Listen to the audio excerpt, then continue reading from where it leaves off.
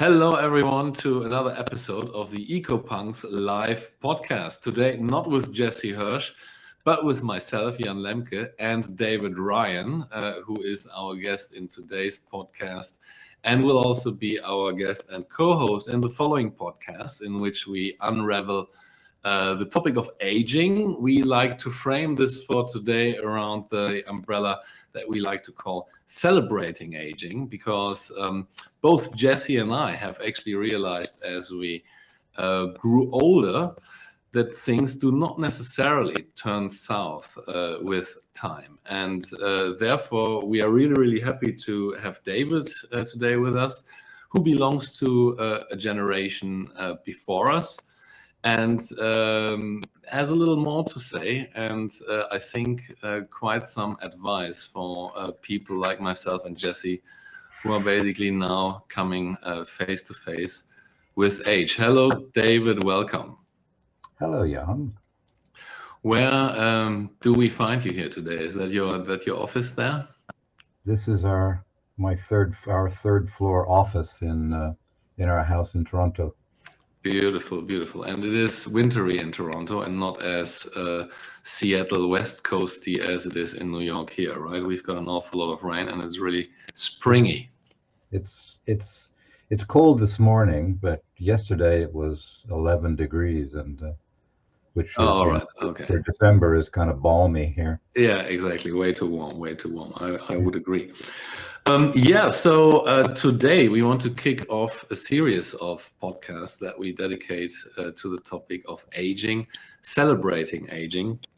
And we want to do something a little unusual here today, David and dear listeners, because we don't have a plan around the topic yet. As I said, Jesse and I have been interested in the topic for quite some time. But the more we spoke about it, the more we actually realized what a big, big beast age is these days. We just read recently that people increasingly live up to the age of 100. So where do you even start to do that topic justice? And as I said, we want to do it justice by looking onto the positive things here. David, if I may ask you right out of the gate, because I have been curious and really, really intrigued. Jesse shared with me the fact that you have maybe we start with your profession. And then we come to your hobbies. Maybe you tell us what one does for a living is or was that you are doing. So I'm pretty much retired now from my work as a psychologist, and yeah, I've been a psychologist for a long time. I'm still a psychologist, but I write stuff now. I used to help people. I don't anymore. Yeah. Now, I am smiling, grinning, and have to bite my tongue because you started this off with saying, I am a retired psychologist, while 2 sentences prior to that, you told me that you're sitting in your office. So one of the topics that at some point we have to touch here, in this big, big behemoth of aging is retirement as a concept. What does that even mean, right? Because yes, you are retired, but you still have an office and you work and you enjoy it. So you are a psychologist. Now, please, I'm dying. Tell us about the car shop, drumming, and hockey, if you don't mind. I'm really, really curious. I'm so fascinated by this. Yeah, so a couple of days a week, I hang out in a friend's garage where we work on Audis and Porsches and Volkswagens and what have you. And the reason why I do that is because I used to race BMWs, and my friends in the garage where I now hang out helped me, and without them I would never have been able to pull it off. And so when I retired from racing, I I um, I volunteered labor at the garage, um, and it actually was essential for helping me get through with a degree of sanity through the pandemic lockdown, because I was able to go to the secure, pandemically secure garage and hang out, whereas most people were caught in their apartments and what have you. So yeah, so I work on cars as an extension of my. I've always liked cars and have owned sports cars and racing cars. And then I play hockey. I used to be a long distance runner, but after decades of long distance running and pounding on my knees and back, uh, from connection my feet, the connection of my feet to the roadway, it became evident that I couldn't do it anymore. And so I began, the middle of my life, I was about 40, I think, I began to inline skate. Mm-hmm. It's kind of a gliding Mm-hmm. phenomena. Yeah.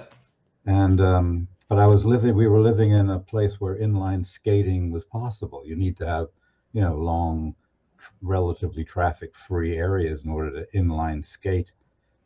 And so when we moved back downtown to downtown Toronto, that wasn't possible. So I started ice skating.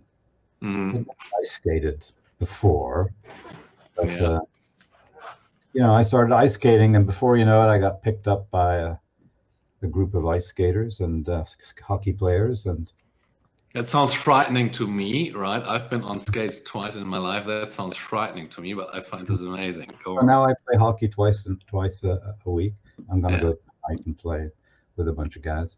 The Yeah. average ages of the people I play with, I think the youngest person is maybe 20, Yeah. and I'm 78. Yeah. As part of my psychological operation with these young kids is that when I meet them for the first time, I ask them to consider how embarrassed they're going to feel when I score as a So 78. there goes the psychologist. All right, you get right under their skin and start the Yeah. trash talk right out of the game. You compensate for lack of skill through trash talk, basically. And then with regard to drums, well, I have every record I ever bought. Yeah. That was a Thelonious Monk record in, might have been 1961 or something, two or something, like Monk's Dream. I still have it. I've collected records all along and like music a lot. And I once tried to teach myself to play the fiddle. Mm-hmm. Mm-hmm. But at one point, I was a drummer in a marching band Mm-hmm. when I did some military service. And so I eventually bought myself a set of drums. And whenever Sharita isn't around, Yeah. I play drums. And it's a Yeah. good exercise for older people, because in order to be even marginally competent playing drums, you have to be able to manage a variety of extensions, your hands on each side, your feet, and so it's a good thing for older people to be able to. If you can play drums, it's like, motion is lotion for older people, and if you play drums, you don't have to move anywhere in space. You can just waggle your arms and bang your feet and make percussive sounds, and it's a substitute for all sorts of things, like It's going to also the gym, which is something that I've never been able to do. Yeah, so David, the thing that struck me when JC told me about you, hanging out in the garage and getting your fingers all full of oil, drumming and skating, was that, and at that point I had met you in a few of our salons, and I had met you as that really really heavy intellectual, right? What struck me there was that in midlife, you basically went and got all physical, right? Hung out with your friends. When you spoke about the garage, the community aspect sounded really, really important there. And then the drumming, I love the way how you describe this as a physical, athletic endeavor almost, and skating. So I found this really, really interesting that you went into that what sounds almost like an extreme in midlife. Do you have any idea or explanation for why that was? What tickled your interest and your fascination there? I'm not sure if I agree with you about going into it Okay. in midlife. Yeah, I've always been um, a car guy. a car guy from the point at which, and I've always been an active guy. I mean, I wasn't very athletic. I was, when I was a kid, I guess I was kind of an egghead. I was the kind of kid that no one wanted to have on their team. But So you became a runner, right? well, first I became a hippie, Yeah. and I went off the grid and built a log house, cut down trees and built a log house and lived in it, Yeah. and became strong. And when I came out of the bush, gosh, I was strong. And so I Yeah. wanted to stay strong because I hadn't ever been strong before. And so I became a runner in order to keep that strength up. Yeah. And then one thing led to another. But it's I think part of my work as a psychologist, and I work in the area of aging. It became my specialty for the last 40 Yeah. years of my career. I'm guided by, in part, by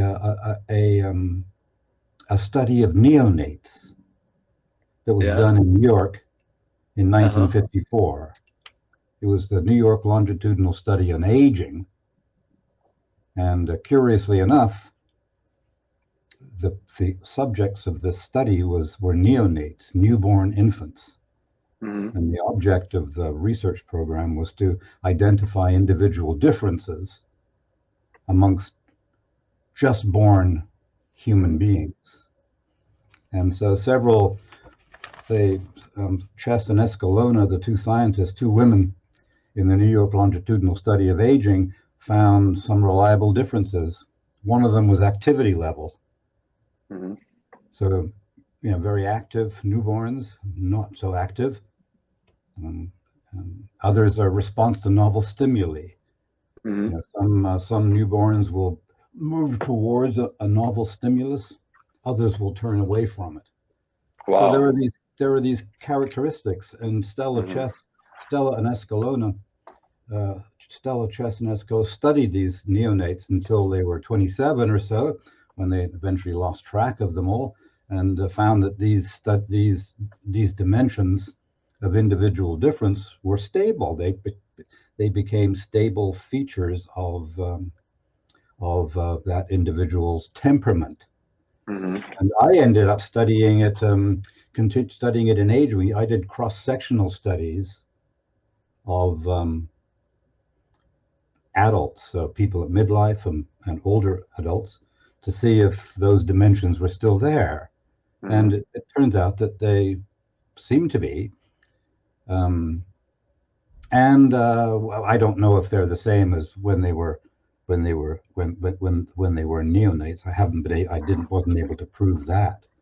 But I think so. Therefore, what I'm getting at is that my athleticism and my intellectual temperament, if the New York longitudinal study were to have been done on a longitudinal basis, proving that the thing that was there upon birth is there also there at old age, then I would say that those characteristics were there to begin with. Okay. Like I was born active. I was born with with a positive response to novel stimuli. I was born with a sense of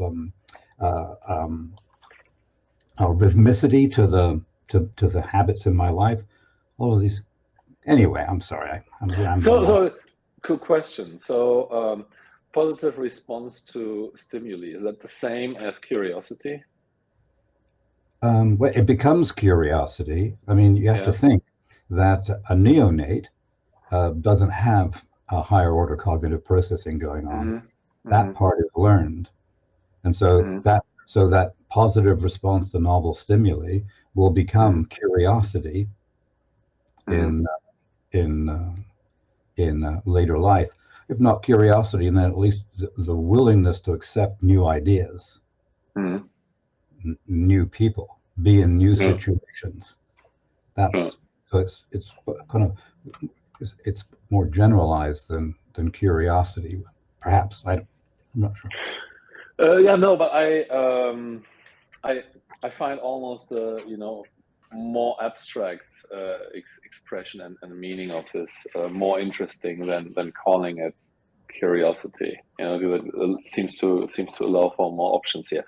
Would you say that these two aspects, level of activity and also the positive response to stimuli, you said you studied aging, help in aging, help while one ages? I would say yes and no to that question. So, for example, I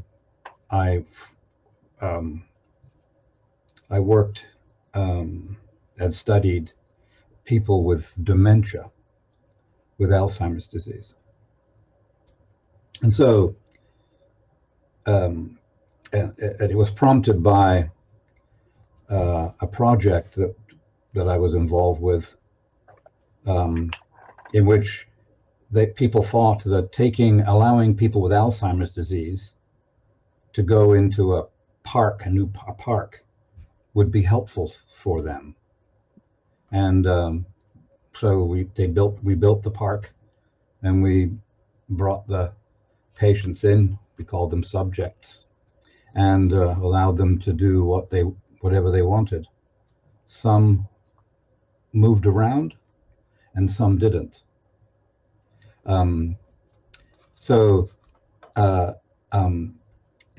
having a park is helpful if you're a person who likes to move around, and not helpful if you don't. Response to novel stimuli, similarly, imagine being someone with a negative response to novel stimuli, someone who avoids change, and having dementia, where you have no memory, and so everything seems new. Right. Yeah. So the world is continually confronting you with a stimulus array, if you will, that is antithetical to your temperament.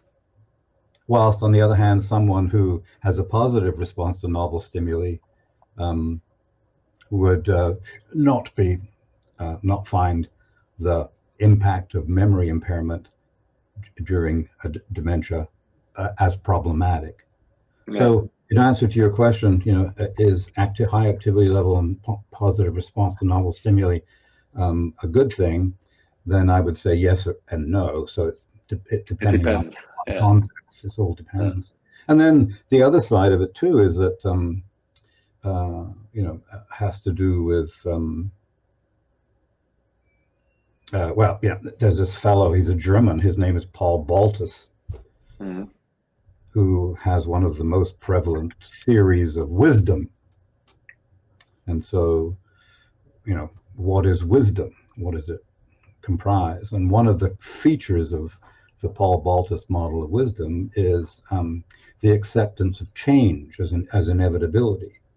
So wise people accept change as a positive thing, rather than so the concepts. These are fuzzy concepts,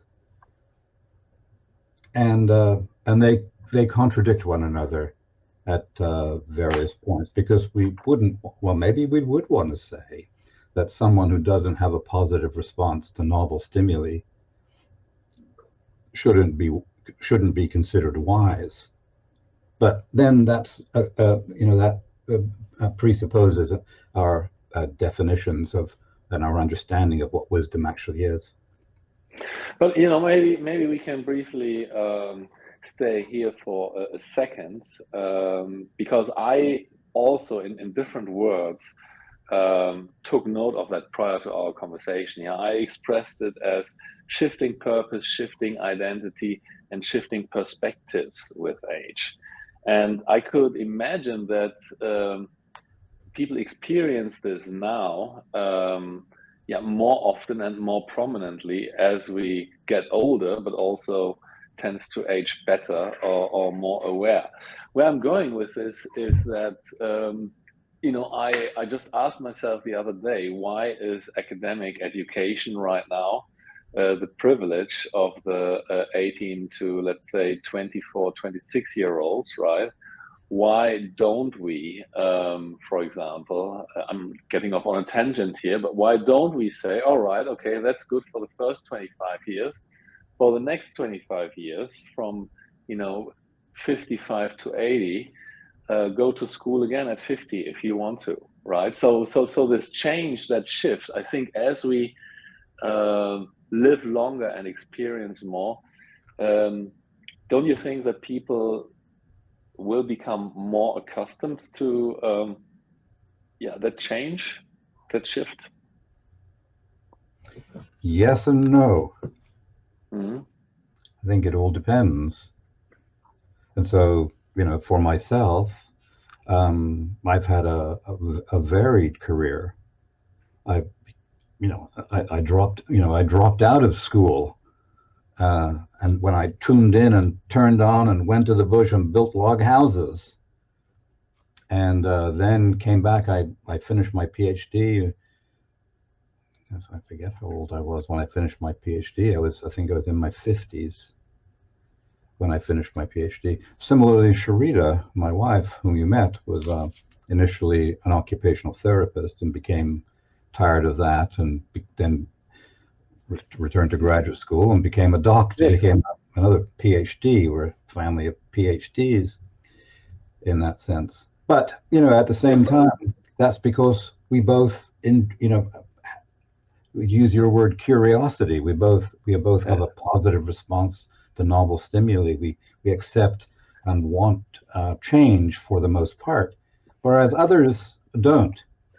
Yeah. And for them to be required to do something, they find a place in their lifespan where they're comfortable and everything stays the same and this matches their temperament and meets their needs, then feeling compelled that they're not doing the right thing if they don't change would be more problematic for them. So, on the other hand, I suspect it was certainly in my case that, and Sharita's case as well, that when we were in graduate school, notwithstanding our own age at the time, that there were many older people. Mm-hmm. Often, it's not surprising to find 90-year-olds who decided they want to get their PhD because they've always wanted to do it. That's interesting. Yeah, that's interesting. I have not made that experience in Europe. So I did not know this. And by the way, this was not set up or orchestrated here. I feel like I just described a second education at 50 as something on the future, and then David comes in and said, "Yeah, I am Sharita, and I've already done that." But no, this is basically validating my point that this is a beautiful thing that gives you some more wind in the sails for the second half, right? That's amazing. I had no idea that you had done this. Yeah. So, but what I'm saying is that some of us, when the wind comes into our sails, we want to sail off to it with it because that's what makes us feel most comfortable. And my argument is because when we were neonates, we moved when mothers and grandmothers waved or rattled above our heads. We moved towards it because we had a positive response to novel stimuli. Whereas other people who, when they were newborn, would turn away from the novel stimuli, when the wind came in their sails, would not try to sail away with it. They would try to find a way to get rid of the wind because they didn't want change to happen. And that's okay for them. Yeah. Now, may I ask you, as a psychologist, right? If I have the impression that I might be one of those, what did you call them, neonites? Neonites? As a newborn, A newborn, exactly. Jan Lemke Knight is a newborn. Right, exactly. If I was one of those people who did not really show much interest in what the nurse or my grandmother did, but I now realize, hey, it would actually behoove me and benefit me to be a little more curious here. You know, what can uninterested people do to become more interested?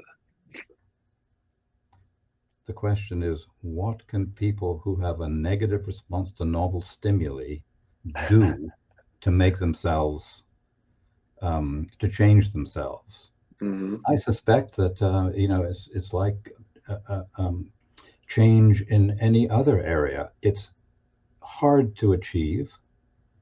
It's very structured. You would begin simply.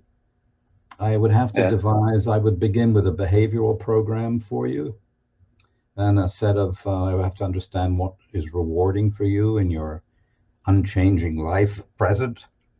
Yeah. And then use those things to operantly condition you to be more open to different things. It would be a long, hard process. I don't know if we'd be successful, Jan. But you sound hopeful, David. You sound hopeful, and that is good enough for me. That is good enough for me. Now, talking about change, right? I'm curious, since you studied aging. From your studies, what would you think is maybe not the biggest misconception, but what do you think should society change about the way it deals or understands or maybe misunderstands aging? Is there any untapped potential? Is there something that deserves more attention? Is there anything that stands out for you? In terms of society's kind of understanding of aging, yeah, right. Yeah. So there are lots of things. Two that that stand out to me is that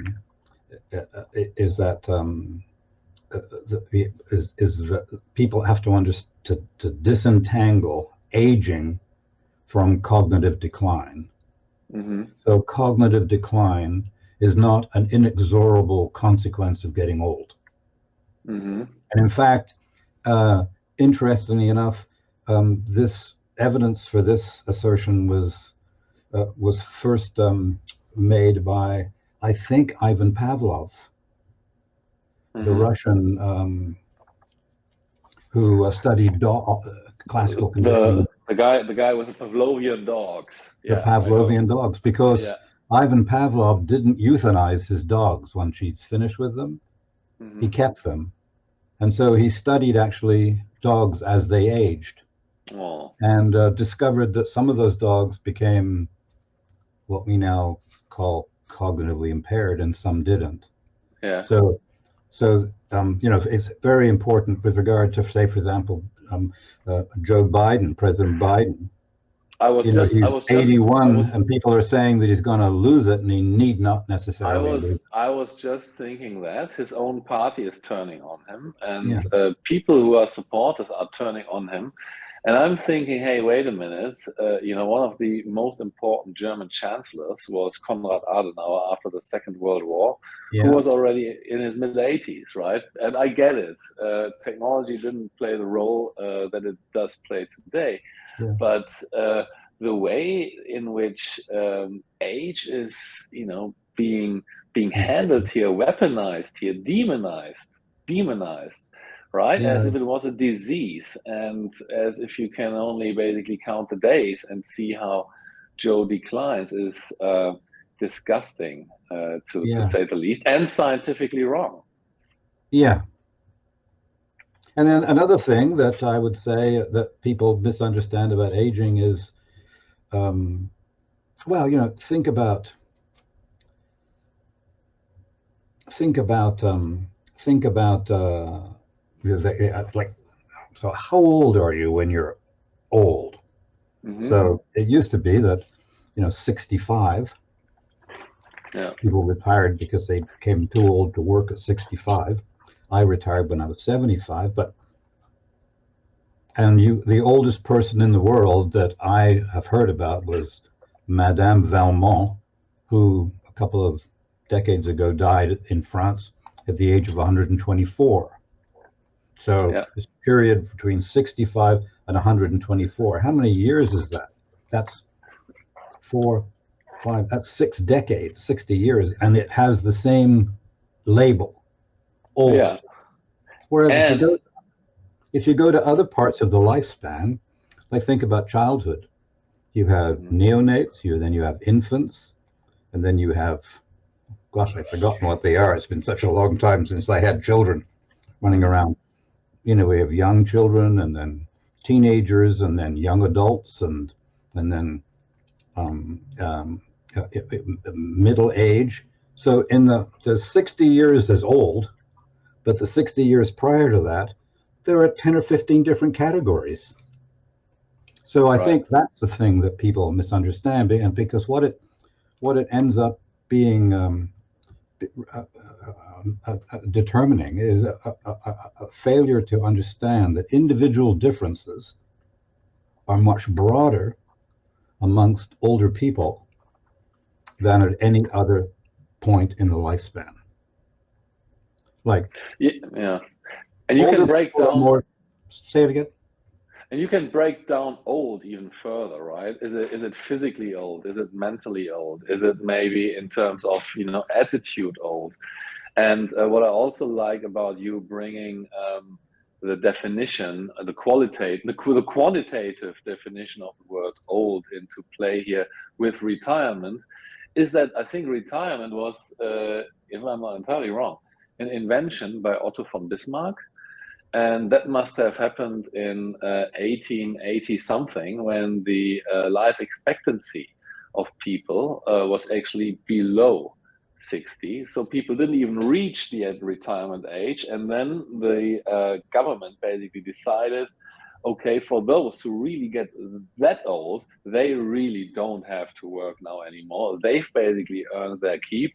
Let's give them their money. But since then, life expectancy exploded by another 4 decades.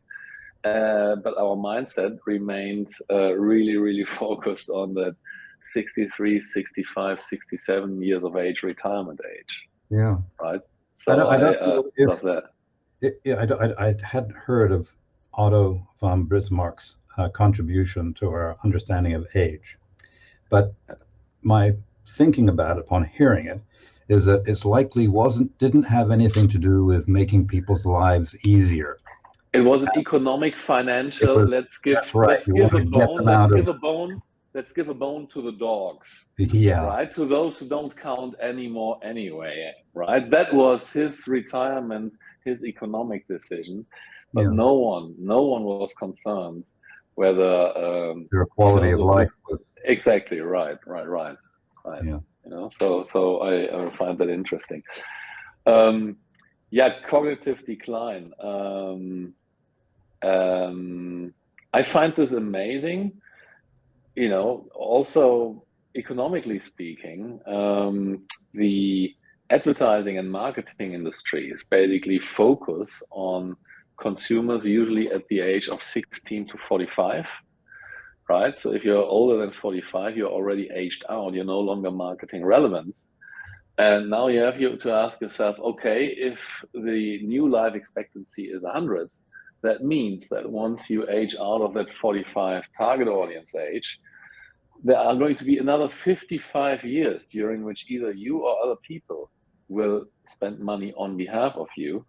So this needs all to be reconsidered, rethought. I'm very, very interested in alternative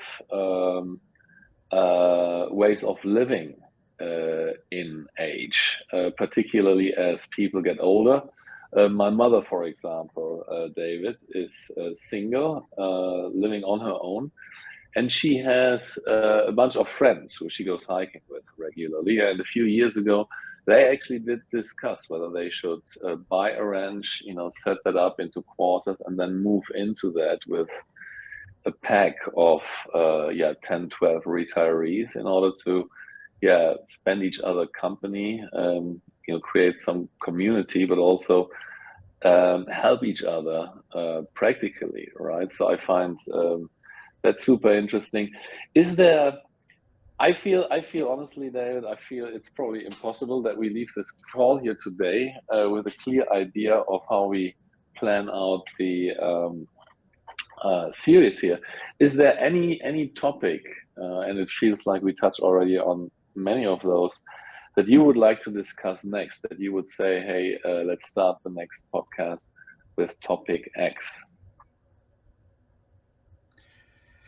Well,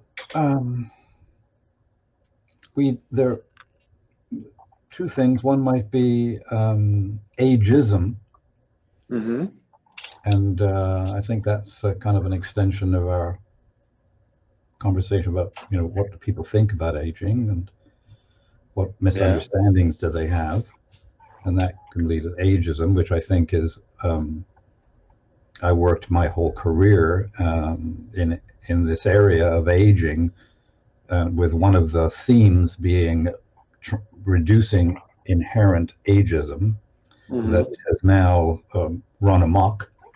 Ageism is coming back big time, and that perhaps the other one might be about cognition. Like, our continuation of our conversation about is dementia an inevitability for older people, and what do we mean when we say memory, because people don't understand what the way we think about memory these days, and so those are two areas that are possible, and we also included in that the idea of wisdom, and what is it, and is it true that people become more wise as they become older, or is that a myth?